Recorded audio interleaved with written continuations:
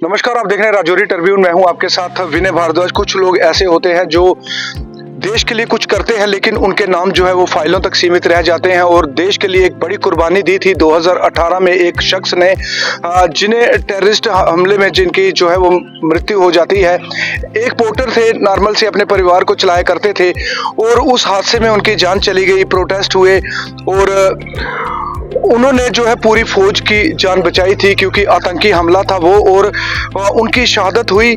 लेकिन उसके बाद अब परिवार को इंसाफ का मिल पाया है। और इसके लिए सबसे बड़ा अगर मैं योगदान कहूं तो पूर्व सरपंच रमेश जी मेरे साथ है।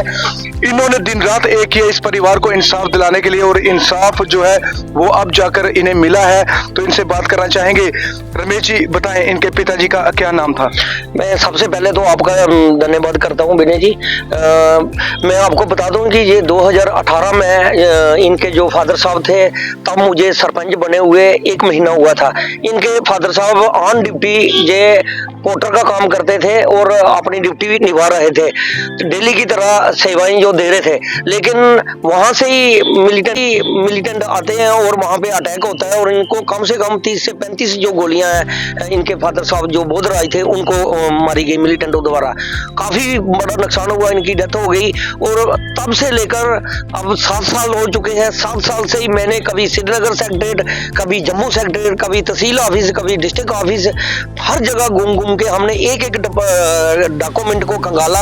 और जो भी डिपार्टमेंटों को जो आपको पता कि डिपार्टमेंटों को वेरिफिकेशन चाहिए, डॉक्यूमेंट के जो है वो चाहिए, तो उसकी पूरी एक कागज को हमने खंगाल कर हर ऑफिस में जाकर पूरे 7 साल लगाए हैं। और इस केस को अब फाइनल हुआ है। और हम धन्यवाद करते हैं एलजी प्रशासन का, जिन्होंने यहाँ पे इनको जो इनकी जो जॉब है वो लग चुकी है पीडब्ल्यूडी डिपार्टमेंट में। मैं आपको बता दूं कि अगर यहाँ पे 370 टूटा ना होता, एलजी मनोज सिन्हा साहब ना होते, तो इन लोगों का, प्रवीण चौधरी जैसों का कोई हाल पूछने वाला ना होता।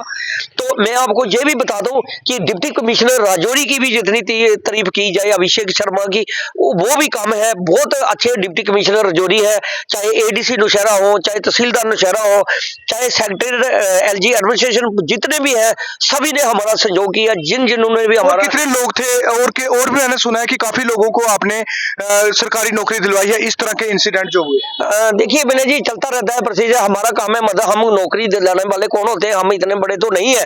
लेकिन जो डिजर्विंग केस होते हैं वो सरकार की नॉलेज में लाने की, और जो डिस्ट्रिक्ट एडमिनिस्ट्रेशन की नॉलेज में लाने के लिए हम कोशिश करते हैं। लेकिन जिसके डॉक्यूमेंट फाइनल होते जाते हैं, जिसकी वेरिफिकेशन वगैरह कंप्लीट होती रहती है, उनका जो प्रशासन के संयोग से जो है, हम पूरी कोशिश करते हैं कि उनके मिले। हमने कोशिश कर रहे हैं कि अभी और भी जो लोगों को जो इंसाफ अभी तक नहीं मिला, जैसे एलजी साहब का कहना था कि सरकारें तो रही हैं, पिछले 75 साल में हमारे स्टेट में 370 था, और 370 में किन लोगों को नौकरी मिली, किनको नहीं मिली, वो एलजी साहब ने बता दिया। हमें ज्यादा बताने की जरूरत नहीं, वो तो सरकार ही ज्यादा जान सकती है। लेकिन जो लोग 370 का ढंढोरा पीटते हैं, और जो लोग कहते हैं कि 370 आना चाहिए, वो एंजॉय के लिए, उनके लिए आना चाहिए। लेकिन अगर इनके लिए, अगर ऐसे गरीब लोगों के लिए मदद करने के लिए अगर आगे कोई बनने वाला होता, तो 75 सालों में यही सरकारें हमारी रही हैं स्टेट में, तो अगर कर सकते थे। लेकिन एलजी साहब ने इनका दुखड़ा सुना, एलजी के पास ये चीजें पहुंची। एलजी साहब ने हर ग्राउंड में, हर बॉर्डर के एरिया में जाकर ये चीजें देखी, और उनको इन लोगों की जो परेशानियां समझी, और आज इनको ऑर्डर जो थमा दिए गए। बिल्कुल, कि इस परिवार को एक सरकारी नौकरी, वो भी पीडब्ल्यूडी में जो है दी गई है। इनके पिताजी, जैसे पहले बता दिया, एक टेररिस्ट अटैक में उनकी मृत्यु हुई थी। इनके बड़े भाई हैं, आप छोटे भाई? बड़े भाई हुए। क्या नाम है आपका? सर नमस्कार, पहले मैं आपका धन्यवाद करना चाहता हूँ। हमारी जो कम से कम 26 दिसंबर 2018 में मेरे फादर साहब की डेथ हुई थी।